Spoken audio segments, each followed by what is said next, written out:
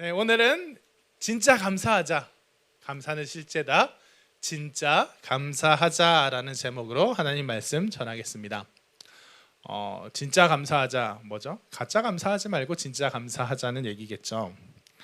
제가 예전에 사역하는 교회에서 권사님 한 분을 알았어요. 이제 권사님 한 분이 이제 저희 교구였는데 이분이 참 괜찮은 분이에요. 참 뭐 신앙도 괜찮고 뭐 봉사헌신도 많이 하시고 인간관계도 괜찮고 다 좋은 분인데 왜 이런 분한테 이런 일들이 많이 생기는지 고난이 정말 그때 당시 최근 2, 3년간 정말 연속해서 왔습니다. 손자가 태어났는데 손자가 선천적인 장애를 가지고 태어났어요. 자녀가 그 손자의 부모님은 아니었는데 다행히도 자녀가 실직했어요. 남편이 예기치 못하게 돌아가셨어요.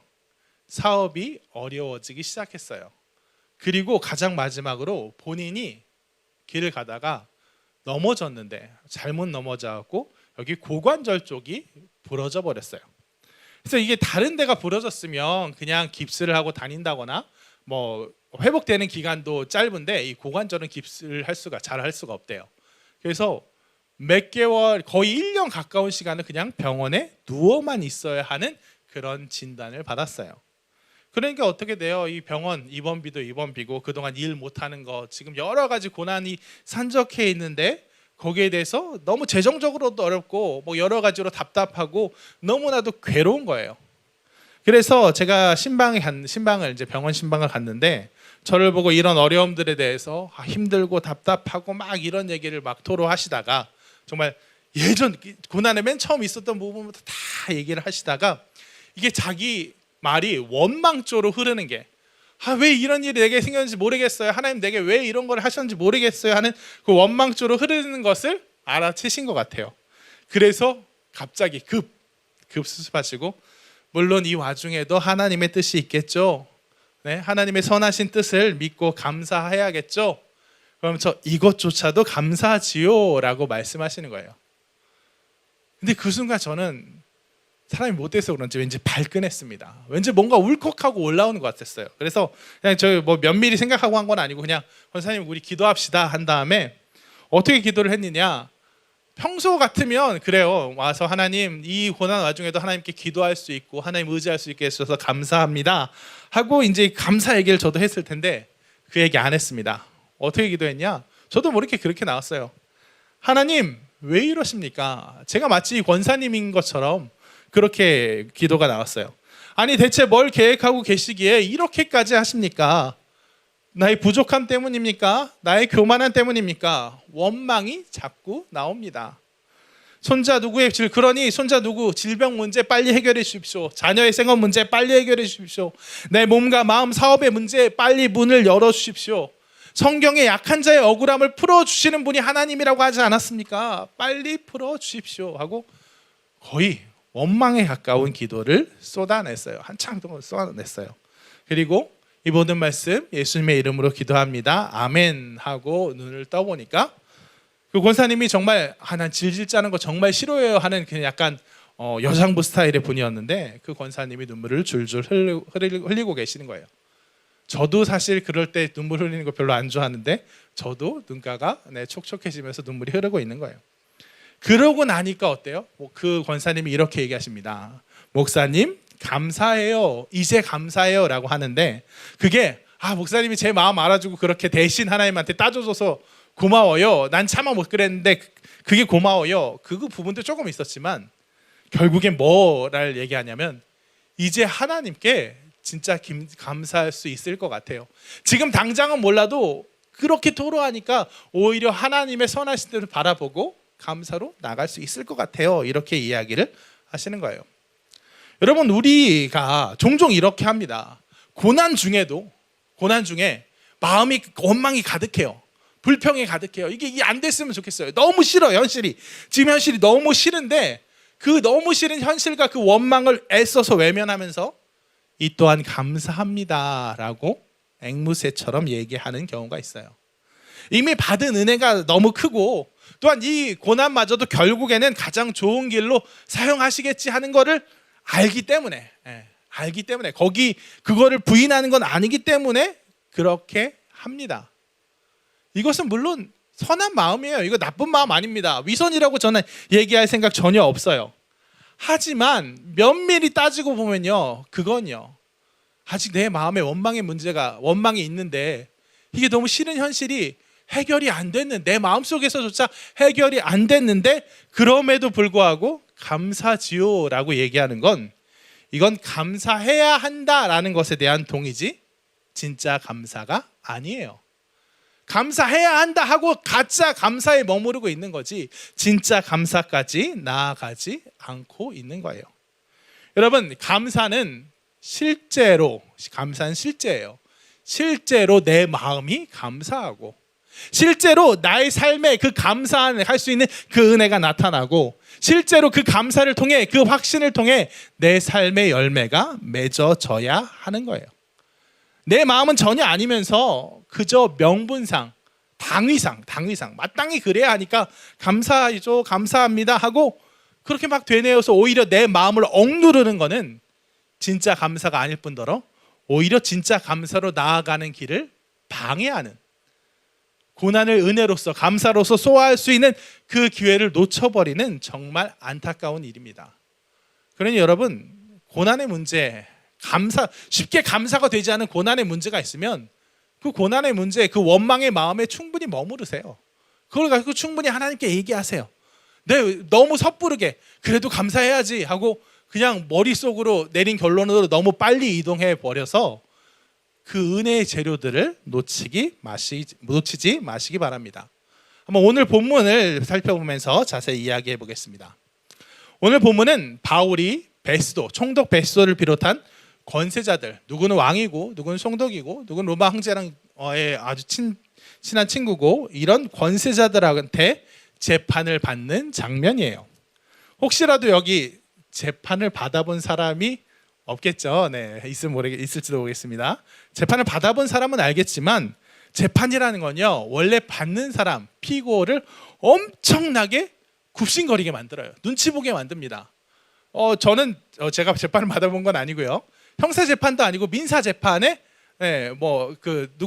누구랑 같이 이제 그 방청을 하면서 그 가운데 이랬으면 좋겠다 하고 그렇게 방청한 적도 있고, 그 사람 좀 문제 해결을 위해서 좀 민사 재판을 좀 도와준 적도 있는데, 그때 그걸 알았어요. 사람이 진짜 여기서 초라해질 수 있구나. 내 인생을 거기 땅땅땅 하는 거에 따라서 정말 내 인생이 달라지니까 내 인생을 좌지우지할 수 있는 사람들 앞에서 정말 굽실거리게 되는구나. 누구라도 판사한테 굽실대게 만들고 검사 눈치 보게 만들고, 하다못해 내 돈으로 고용한 변호사한테도 제발 잘 좀 해주십시오 하고 오히려 눈치 보게 만드는구나. 그래서 재판정이라는 건 가급적 안 가야겠다라는 생각을 했어요. 그런데 오늘 본문에 나오는 재판정의 모습은 어떤가요? 그것과 정반대입니다. 완전히 반대예요. 사도행전 26장 8절 부분 한번 띄워주시기 바랍니다. 같이 읽겠습니다. 당신들은 하나님이 죽은 사람을 살리심을 어찌하여 못 믿을 것으로 여기니까. 뭐예요? 보통 재판장이, 어찌하여란 말은 누가 누구한테 하는 거예요? 재판장이 그 피고한테 한 얘기예요. 넌 어째서 이렇게 했냐? 넌 어째서 이렇게 했냐? 사람들이 이런 얘기가 나오는데 어째서 이런 얘기 나오냐? 어찌하여? 재판장이 피고를 추궁하는 얘기인데, 여기는 무슨 얘기예요? 바울이, 여러분, 내가 왜 재판 받는지 아시죠? 제가 하나님을 전하고 부활을 전하고 예수 그리스도 메시아 복음을 전하다가 여기 왔습니다. 근데 당신들은 왜 이것을 못 믿으십니까? 오히려 바울이 그들에게 담대하게 외치고 있어요. 바울이 성경을 비추어서 하나님의 복음, 예수 그리스도의 복음에 대해서 너무나도 잘 설명하고 선포했기 때문에 오히려 재판장들이 수세에 몰려요. 그래서 24절 띄워주시죠.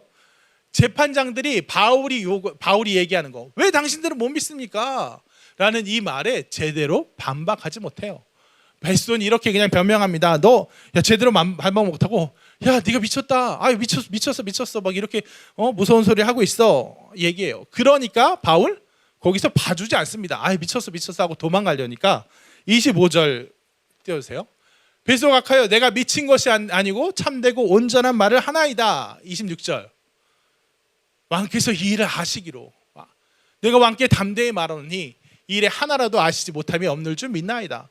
예수님께서 그 큰 기적을 보이신 거 다 알잖아요. 당신도 알고 있잖아요. 예수님께서 행하신 거 어디 한쪽 구석에서 그냥 몰래 하신 게 아니라 온 천하 만민이 다 알게 하셨잖아요. 5천 명을 먹이고 5천 명을 먹이고 죽은 자를 살리신 일들에 대해서 다 당신들 듣고 보고 안 거 아닙니까? 그런데 왜 못 믿습니까? 왜 외면합니까? 라고 얘기하는 거예요.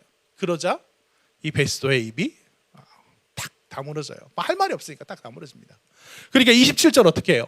아그리빠 왕이요. 이게 베스도에 딱 할 말 없으니까 입 다무니까 아그리빠 왕이요. 당신은 선지자를 믿으시죠? 믿으신 줄 아나이다. 믿죠. 구약의 예언을 믿죠. 그러면 이제 그런데 너 왜 못 믿냐 이거죠. 그러자 28절 아그리빠 왕은 왜 갑자기 또 나한테 이래 하면서 곤란해하면서 네가 적은 말로 나를 권하여 그리스도인이 되게 하려 하는도다. 되게 궁색한 말이에요. 야, 네가 그렇게 몇 마디 말한다고 내가 예수님 믿을 것 같아?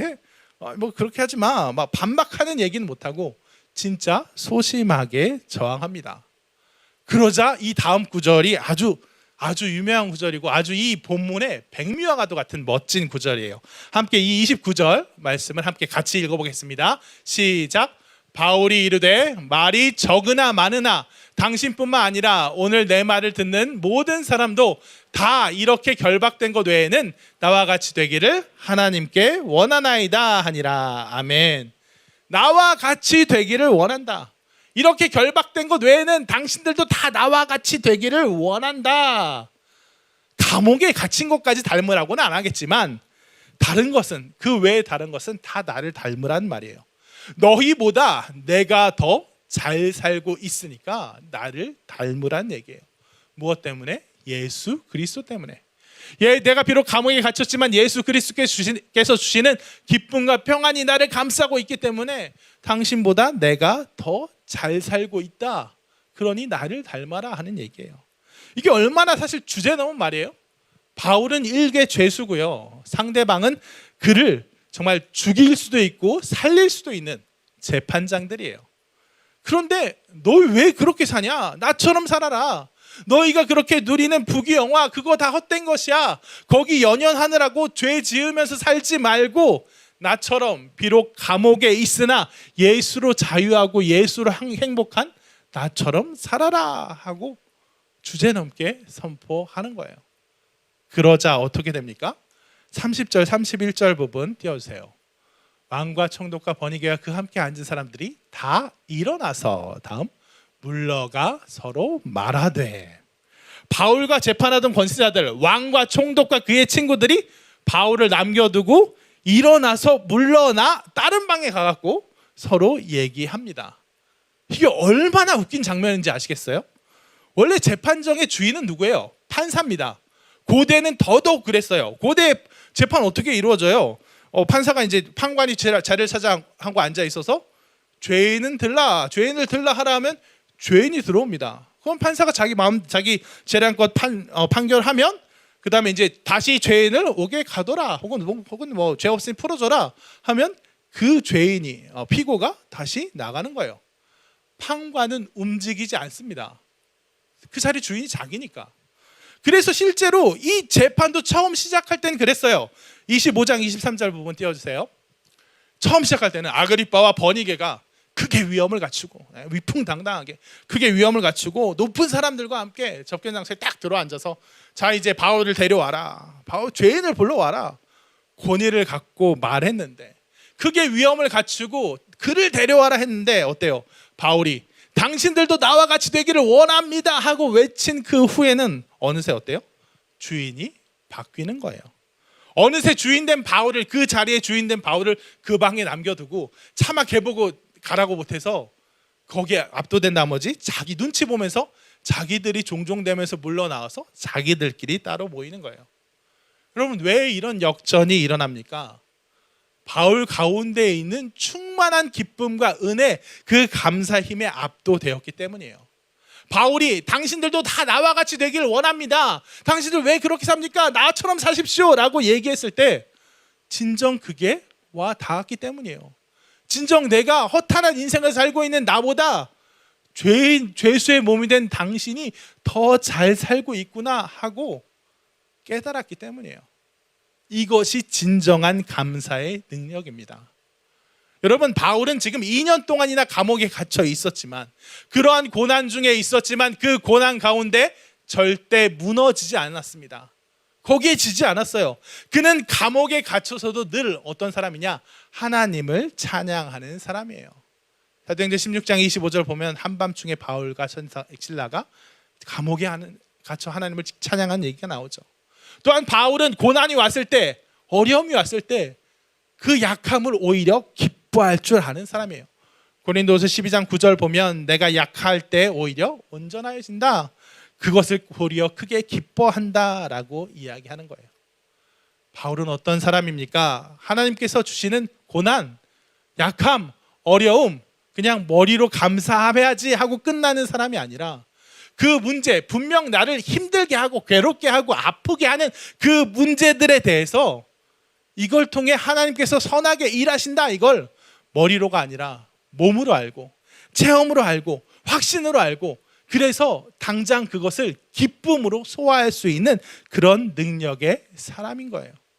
그냥 그래, 아프고 힘든데 괴로운데 그냥 이것도 합력하여 선을 이루겠지요, 여기에도 선한 뜻이 있겠지요, 마음은 아니면서, 전혀 아니면서 머리로만 믿고 입으로만 되뇌는 게 아니라 진정 그 마음엔 그게 기쁨으로 인식이 되는 거예요. 진정 하나님께서 이 일을 통해, 내가 지금 감옥에 갇혀 있는데 이 일을 통해 하나님이 어떻게 놀라운 일을 이루실지 진정 기대가 되고, 어떻게 어떤 부분에는 생생히 눈으로 보이는 거예요. 이렇게 되겠구나 하고 알려주시는 거예요. 그러니까 내 마음이 진짜로 기쁜 겁니다. 번이게 재판장들 향해서 내가 이렇게 갇혀 있지만 하나님께서 나를 잘 쓰실 줄 믿습니다, 기대합니다 하는데 그 마음에도 전혀 기쁨이 없고, 이게 아니라 내가 감옥에 갇혀 있지만 보십시오, 나를 통해 놀라운 일이 일어날 겁니다. 내가 감옥에 갇혀 있지만 기쁩니다. 내가 감옥에 갇혀 있지만 당신들보다 내 안에 훨씬 더 기쁨과 평안으로 가득합니다. 그러니까 당신들이 마땅히 날 부러워하고 나처럼 살기 위해서 노력해야 합니다. 나처럼 살기 위해서 예수 그리스도를 받아들여야 합니다. 이렇게 선포할 수 있는 겁니다. 감사란 이것이에요. 실제로 내 마음이 감사한 게 진짜 감사합니다. 눈으로 보이지 않는 마음의 문제지만 나를 속일 수는 없잖아요. 나를 속이는 감사가 아니라 진실로 내 마음이 그렇게 고백되는 마음의 승리인 거예요. 객관적으로, 일반적으로, 세상적으로, 인간적으로 보면 감사할 수 없는 그 가운데서도 하나님의 역사를 바라보고 감사할 수 있는 감사의 승리의 감사인 거예요. 여러분 명심하십시오. 가난 또한 은혜지요. 말만 그렇게 하지만 돈 벌 기회 있으면 눈에 불을 켜고 그걸 쫓아가면서 하나님 제발요, 제발요, 제발요 하고 그때부터 오히려 진실한 기도가 나오는 그런 가짜 감사가 아닙니다. 오히려 평소에 하나님 저 돈 필요합니다, 어렵습니다, 이 문제 때문에 너무 괴롭습니다, 그러니까 이걸 어떻게 해결해 주세요, 더해 주세요. 그게 아니라면 내가 이 물질 문제에 더해 주시든지 안 해주시든지 내가 이 물질 문제에 매여 있는 게 아니라 여기에 승리하게 해주세요, 오히려 이 물질을 다스리게 해주세요 하고 그걸 가지고 충분히 씨름해서 얻어낸 결과가 진짜 감사입니다. 그리고 그런 감사, 그냥 말로만 하는 감사가 아니라 내가 확신으로 붙든 감사, 내가 이게 안 되는 거 가지고 하나님께 씨름하면서 마침내 얻어낸 그런 감사는 어때요? 그의 삶 속에서 실제적인 은혜로 이어집니다. 믿는 자에게 능치 못함이 없습니다. 믿는 자에게 하나님께서 그 확신 가운데, 확신의 감사 가운데 거한 사람에게 하나님께서 실제로 그 삶 속에서 그 확신대로 이루어 주십니다. 사도행전 27장 33절 부분부터 쭉 너무 길긴 한데 보면 그냥 넘어가서 28장 3절 5절 부분 띄워주시면 좋겠습니다. 이후에 바울이 그 재판이 끝나고 그래 로마 황제로 보내야겠다 하고 정말 그 로마로 이송되는 가운데 풍랑을 만나고 독사가 무는 일을, 사고를 당하고, 하지만 어때요? 하나님께서 그를 지켜주십니다. 오히려 풍랑 가운데 리더십을 발휘하게 하시고 독사에 물려도 죽지 않은 그 일을 통해 그 지역 사람들이 다 믿게 하시고, 내가 죄수의 몸으로 끌려가고 있지만 하나님께서 나를 지키고 계시는구나, 하나님께서 나를 이 고난을 통해 놀라운 일을 이루고 계신다는 게 바로 지금 여기에 드러나고 있구나 하고 체험케 해주시는 거예요. 그의 삶 속에서 나타나는 은혜로서 감사를 확인할 수 있게 됩니다. 그래서 28장 16절 띄워주세요. 마침내 로마로 도착했을 때는 또 어떤 은혜가 임하냐? 감옥에 갇히는 게 아니라 따로 재판을 기다리는 동안 불구속 상태로 따로 새 집으로 자기 집을 얻어서 자기가 거기서 감시병 하나랑 같이 살면서 자유롭게 복음을 전할 수 있게 되는 거예요. 그가 예루살렘으로 갔을 때 예루살렘으로 가면 감옥에 갇힙니다. 그러면 어떻게 그걸 감수할 수 있습니까? 감옥에 갇혀서 복음도 못 전하느니 차라리 복음을 잘 전하는 게 낫지 않습니까? 다른 사람 다 말렸지만 그가 감사의 확신을 오니까 어때요? 오히려 로마에 가서 불구속 상태로 재판을 기다리면서 로마 군사들의 호의를 받으면서 어떤 유대인도 그를 내쫓지 못하게 호의를 받으면서 마음껏 복음을 전할 수 있는 거예요. 그 감사의 확신이 실제 그의 삶에 놀라운 삶의 은혜로 확인되고 마침내 어떻게 됐냐? 실제 열매로 맺어지는 거예요. 사도행전 28장 30절 31절 한번 이것은 같이 읽어보겠습니다. 시작. 바울이 온 이태를 자기 셋집에 머물면서 자기에게 오는 사람을 다 영접하고 하나님의 나라를 전파하며 주 예수 그리스도에 관한 모든 것을 담대하게 거침없이 가르치더라. 아멘. 그 2년 동안 대제국 로마의 심장 수도 로마에서 대제국의 심장 수도 로마에서 마음껏 복음을 전하는 거예요. 이거 제가 볼 때 바울이 예수님 믿고 사역을 시작한 전도여행 시간도 있고 그 나머지 시간도 있고 사역을 시작한 이후 이래로 이 2년의 시간이 아마 그가 가장 마음 편하게 안전하게 어떤 유대인들이 와서 돌 던질 수도 없고 쫓아낼 수도 없고 가장 행복하게 복음을 전했던 그런 시간일 거예요. 그래서 그런 감사가 그의 감사 확신의 감사가 그의 삶의 은혜로 나타나고 마침내 그가 2년간 수도 로마에 뿌렸던 복음의 씨앗이 장차 로마라는 어마어마한 제국을 복음화시키는 복음의 씨앗이 될 수 있었던 겁니다. 여러분, 우리가 누려야 할 감사 또한 이렇습니다. 이러한 실제로서의 감사예요. 내가 감옥에 주를 위해서 복음을 전하다가 감옥에 갇혔습니다. 감옥에 갇혀서 지금 매 맞고 가족도 못 보고 어려움 당하고 하는 게 속상해 죽겠는데 그래도 이게 감사죠. 이게 감사죠. 자기 최면하듯이 계속 되뇌이고 그러면서 그래 내가 이 땅에서는 지금 당장은 모르겠지만 나중에 천국 가서 많은 상급 받겠지 하고 나중으로 그 보상을 밀어넣는 그런 머리로만의 감사가 절대 진짜 감사가 아니라 하나님께서 나와 함께 하시고 이것을 진짜 하나님의 일을 위해 사용하고 계심을 지금 당장 믿어지니까 지금 내 마음이 감사한 거예요. 지금 내 마음이 기쁨과 평안 가운데 있는 거예요. 그래서 나를 동정의 눈으로 바라보는 사람들에게 나를 동정하지 마십시오. 나를 위해 울지 마십시오. 나는 지금 하나님이 주시는 은혜 가운데 기쁨과 평안으로 무엇보다 감사함으로 감당하고 있습니다. 나를 죄인을 들라하라 하고 나를 내려다보는 그 재판장들을 위해 당신들 왜 나를 그렇게 눈 아래로 봅니까? 나는 당신들보다 잘 살고 있습니다. 당신들보다 기쁨 가운데 평안 가운데 지금도 살고 있고 이후에는 더 큰 기쁨과 행복의 나라 하나님 나라에 들어가게 될 겁니다. 당신들이 나를 부러워해야 됩니다. 당신들이 나처럼 살아야 됩니다. 이게 진짜 감사예요. 많은 그리스도인 청년들이라 굳이 할 필요 없죠. 많은 그리스도인들이 세상에 대해서 세상보다 우리가 마땅히 하나님을 믿는 우리가 낫다라고 생각은 하지만 실제로는 그들을 너무나도 부러워하고 삽니다. 그들이 가진 재물을, 그들이 가진 권세를, 그들이 가진 어떤 기쁨과 인간관계를 좋은 것들 누리는 것들을 부러워하며 살아요. 그러면서 내가 초라해지는 걸 경험합니다. 나는 왜 내 인생은 왜 이렇게 피곤하지 힘들지? 경험합니다. 그러면서 입으로만 감사를 이야기합니다. 여러분 그건 절대 진짜 감사가 아닙니다. 진짜 감사에 머무르십시오. 부러운 게 있을 수 있어요. 내 결핍이 느껴질 수 있어요. 어떤 고난과 피곤, 힘겨움이 오면 내 마음이 힘들 수 있어요. 그걸 얼른 마치 죄 짓는 것 같아서 얼른 하나님 원망하지 않으려고 얼른 그래도 감사합니다 해버리지 마세요. 그것에 대해서 솔직하게 하나님께 가지고 가세요. 그래서 이 문제가 내 마음속에 마침내 감사로 해결되기까지, 내가 지금 당장은 아프고 지금 이 자체로 내가 아프고 힘들고 피하고 싶은 것일 수 있지만 이걸 통해 하나님께서 놀라운 일을 이루시리라는 확신으로 그 감사로 내 안에 자리하기까지 그 문제를 떠나지 마세요. 외면하지 마세요. 거기에 집중하세요. 그럴 때 우리 가운데 감사가 새겨질 줄 믿습니다. 그럴 때 우리 가운데 진정 내 마음의 감사가 선포될 줄로 믿습니다. 그럴 때 세상 사람들이, 우리보다 더 좋은 조건의 세상 사람들이 우리한테 우리를 보면서 자기 우월감을 뽐내려 하다가 쟤는 뭐지? 라고 고개를 갸웃거리게 만들 거예요. 저 사람에게 느껴지는 그 기쁨과 평안 가운데 오히려 압도되어 복음으로 인도될 거예요.